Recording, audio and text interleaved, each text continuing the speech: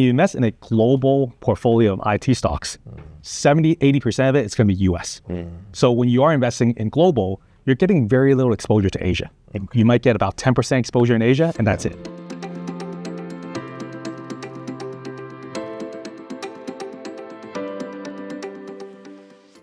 Oh, hey, good morning.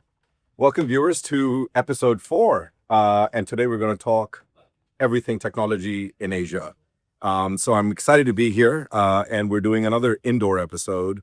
We're going to walk over and find Ken Wong, who's visiting us from Hong Kong. He's our client portfolio manager and responsible for taking our Asia technology strategy to market. Hey, Ken. Welcome to Singapore. Thank you. How are you? Good. I'm good. So these are AI glasses? These are AI glasses. Well, we're super excited for this episode. Hopefully we'll talk more about how we're leaning into the Asia technology story, and no better way to kick it off this morning than with Ken. So let's find a place to sit down and let's talk. Sure, let's do that. One of the things when investors today or have been thinking of AI technology, it's just been way over indexed to the US, right? We believe that's changing. We believe there are compelling reasons for investors to start thinking about Asia technology, AI Asia. So let's talk about that. Okay. So I think over the past few years, I think Mag 7 has really been a very strong dominance in the US. But with that said, if you look at overall performance, over the past 4 years, it's actually been the Asian IT stocks that's outperformed. US tech stocks have been up roughly about 100% over the last 4 years.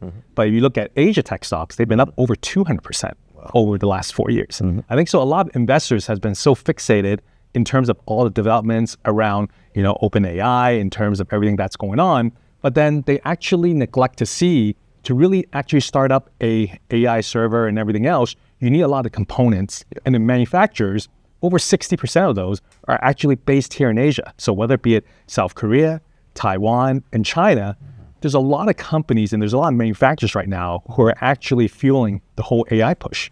Wow. Okay. So picks and shovels, everything that's happening. You've talked about China, South Korea, Taiwan. So let's just double click on that a little bit. Okay. Long-term value for investors who now seriously start considering Asia and technology in Asia and investing in Asia. Yes. What do you think are the long-term valuation drivers or value drivers for this strategy? I think you said very clear right there with valuations. The fact is that Asia tech stocks are trading at a much bigger discount as compared to those of their US counterparts. Let me give you a very good example. Right now, Asian IT stocks are trading roughly around 20 times earnings. And the fact is that if you look at a lot of US IT stocks, they're trading at around 30 times earnings.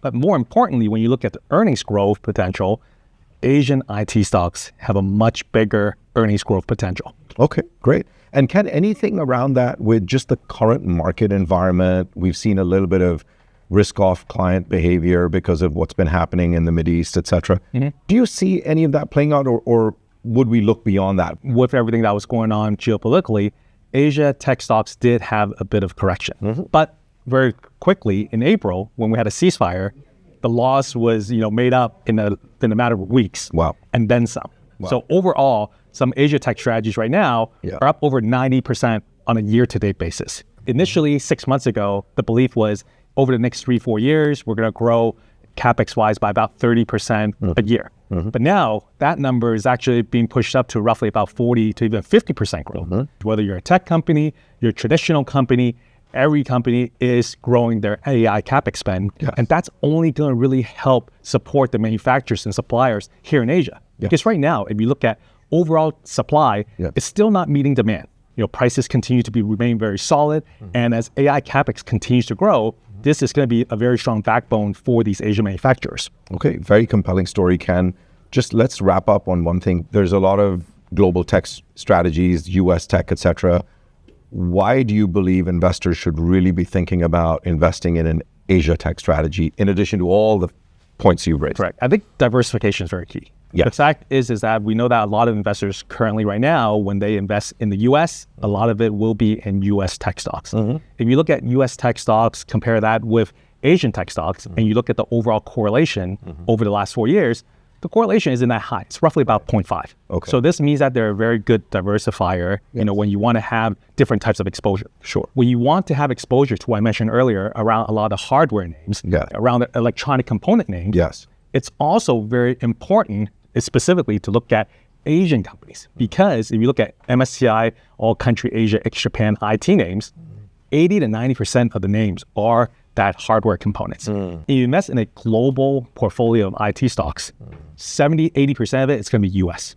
So when you are investing in global, you're getting very little exposure to Asia.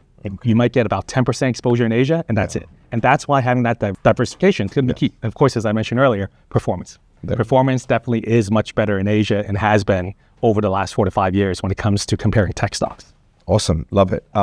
Let's wrap up on a punchline. Anything you want to leave investors, the one thing you want them thinking about Asia and technology? Any? Technology is here to stay. Technology is in our everyday lives. So regardless if it's AI, if it's in the real world, if it's in cars, there's always going to be a demand for semiconductor chips. There's going to be a lot of demand for hardware as well as software. Sure. So the fact is that we can't neglect what's going on right now in terms of overall developments, because technology moves and grows so fast that over the next 5 years, there can be other developments. And this is why this space is going to be very important, and investors should continue to stay invested in this particular sector, because things will continue to evolve and change, which will continue to benefit us as a society. Awesome. I love it, Ken. Fantastic show. Love chatting with you this morning, and I love the conviction. Thanks for being here. Thank you. All right. Fantastic.